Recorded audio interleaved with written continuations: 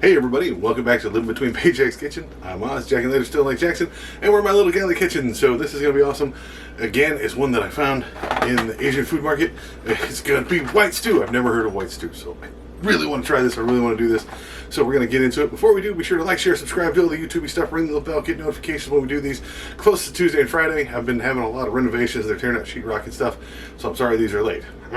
But there's also, we got merch, man. We got pot holders and fake hands and spoons, spatulas, flippers, and our apron. Our apron is amazing. Super, thick cloth. Looks really cool. Got a brand on it, so you can be helping us advertise. Thank you very much. Link down in the dots, down the doobly-doo. And let's just get into the food. Yeah. All right, so this is really easy. First things first, you're going to need about a pound of chicken, okay? A pound of everything. Pound of potatoes and onions, big size stuff, and then a cup and a half of carrots. You can use 2 cups, but I'm not that big a fan of those. You're going to need a little bit of oil, okay? 5 to 6 cups of milk and 3 3/4 cups water. This is not what that is. And then this tasty white stew stuff. I picked up at the Asian food market, Ranch 99 in Houston. It worked pretty well, okay? And that's pretty much all you're going to need. I added some other stuff later, but first things first, let's wash our spuds and skin our onions here. Yeah. So, once you got those cleaned, you need to get the skin off of these. Now, I keep telling that to people, and they just don't understand. So, cut off the root side, and then you got this dangly, papery onion nipple on the other side. Just go ahead and cut those off, and then it's going to leave this dry skin on the outside. It can't cook and eat the dry skin. It sucks, so just reach and just peel it all off, okay? It's very ogre layers. So once you get that done, you want to lay it and put your 2 cut sides away and then cut it in the middle. Now here's the trick, is you take and you flip it over and hold it by the wide part, and then slice it down this way. Whoop. All right, watch the end of your fingers. Be very careful. Stack these back up. Just give them a nice slice going one way. That'll break it off more than enough because they're already in these rings that come apart. Cut up both your onions, set them aside. Potatoes, cut them long ways. Mind your fingers, curl those things in. That's shout out to Chewy. He always says he thinks he knows what he's doing because my fingers are curled. So now you're going to cut them one way, and you're going to spin them and cut them the other way. Just a quick dice, I believe that is.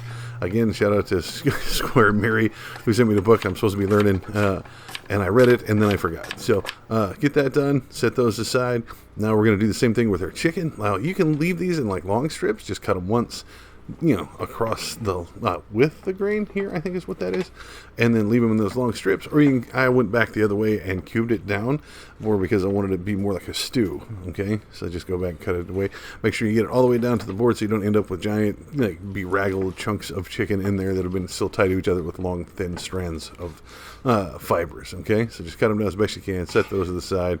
Now I have my big wok. Now I can use my big skillet. You want to turn it to about medium high. Okay, my wok worked better just because it fits more, and I finally found a thing that works for a lid.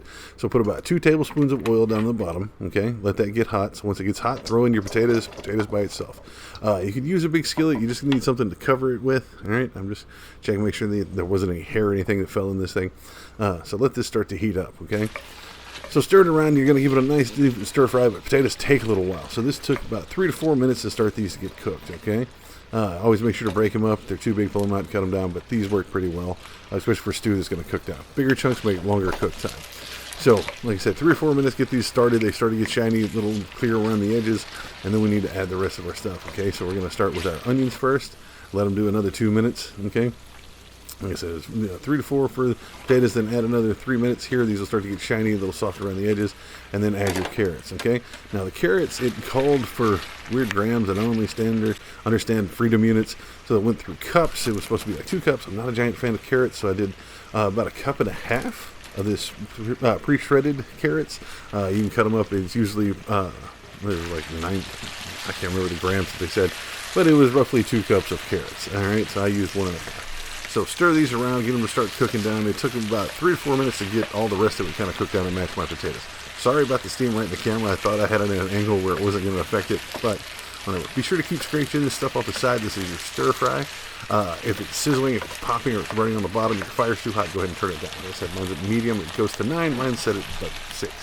So once you get those decently started to cook, starting to wilt down, go ahead and add your chicken, put it down, put the meat on the metal. As we always say, let that chicken start to cook. Once there's no more pink in it, we'll add the rest of it. So once you get in here, just keep spinning it. See, this is what I'm talking about. It's just white. It's not browning yet. So get it nice and stirred down in there. Make sure everything's nice and done. And then you add your water is going to be your next thing. It's going to be 3 3/4 cups. So I had that measured off in bowls just because that's a lot of cups to be going through here. All right, and then the 3/4 cup was the last one. Get that down in there, scrape all the stuff down, and then you want to let that come to a boil. Once that comes to a boil, go ahead and turn it all the way down to a simmer, all the way down there. And then we're going to let it simmer for 20 minutes. Got to cover it. This is a cookie sheet that just happens to fit my wok perfectly. Not from the same company or nothing, but they work. So 20 minutes, put this on here. I had to use one of my DC Sartena magnets to grab the top of it because there's no handle. And then once you've had it simmer for 20 minutes, then you need to put in the white stew cubes, which I have no idea what these are in there. So you just break them along the sides, mush them up a little bit, and then flip them over. Now you're going to use the whole box, okay? Again, you just flip and break in the middle. It's like the curry cubes that you've used or the gravy stuff we used for the hayashi rice. And just put both of them in there. Now we're going to stir it until it starts to break down, okay? And then once those aren't solid anymore, we're going to add milk. Now it says 5 to 6 cups. I did the full 6 cups, but it was a lot wetter than I expected. It wasn't near as thick as stew or the gravy and stuff that I've done or the curry stuff that I've done before. But I went and did the full 6 cups of milk, mostly because I thought it was going to cook down, and I didn't want to waste the last of my milk, so I went ahead and put it in here anyway. So I would suggest, if you want it thicker, to use 4.5, 5 cups. I used the 6. Now you're going to stir this around, make sure that it's nice and cooked, and we're going to let it cook for 5 minutes, but we're going to keep stirring it, okay? Once it's all broke down, it's all nice and milked in, we're going to leave it and just let it simmer for another 5 minutes with that milk and stuff in there. And that's it. Now, this said to serve it with rice. Now, you can check out our video. We'll put you a link for how to cook rice. We've done that before. But that's all this was. This 5 minutes of just a decent stir, not like full stirring, like hard, just a little turn over here and there, let it get nice and warm with all the milk. And that's it. Now, when I served it myself, I enjoyed the flavor, but I added a little bit of salt, rosemary, and black pepper. Okay, after that, it was just amazing. You can, as my producer, absolutely loved it. Everybody that's tried it is absolutely great. This is good. Apparently it holds up really well for like food prep. It'll, as long as you keep it in a container and keep it in the refrigerator, it'll hold up for 4 or 5 days is what they said. But I had mine for 3 and I just ate it. It's really, really good. Again, not as thick as most stews. It also said to serve it on rice, but this is so wet that it would just be adding rice into the recipe, so I didn't do that. I'll revisit it. I'd like to try that, but it's $1 budget. The only thing you really have to worry about is your chicken. I used chicken breast because I found them cheap. There was like, oh, use it today or they're gonna spoil, so I went ahead and bought them today, used them today for the stuff, so it worked out pretty well. But you can use it with any kind of chicken, just don't put any bones or anything in it. I would like to double the amount of chicken that's in there, but that would blow our budget out of the water, right? So make it more very thick chicken stew. Maybe if I could find a way to thicken it, maybe add a little flour, but as is, this is straight from the package. This is what it is.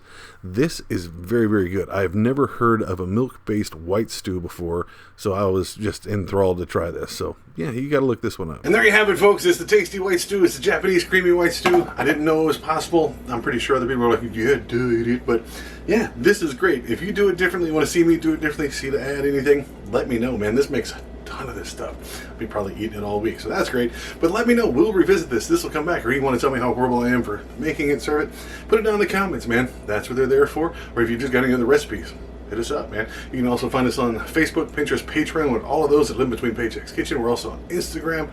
Then between, I had to shorten it down over there. Me, Osway Nerdy, I'm on all those, including Twitter for now, and TikTok, where I've been doing little clips and little videos, and mostly my nerd stuff over there. But you can find me on all those and tell me how wrong I am, or if you got a recipe that you just swear by, let me know. Hit me up. I very much appreciate it.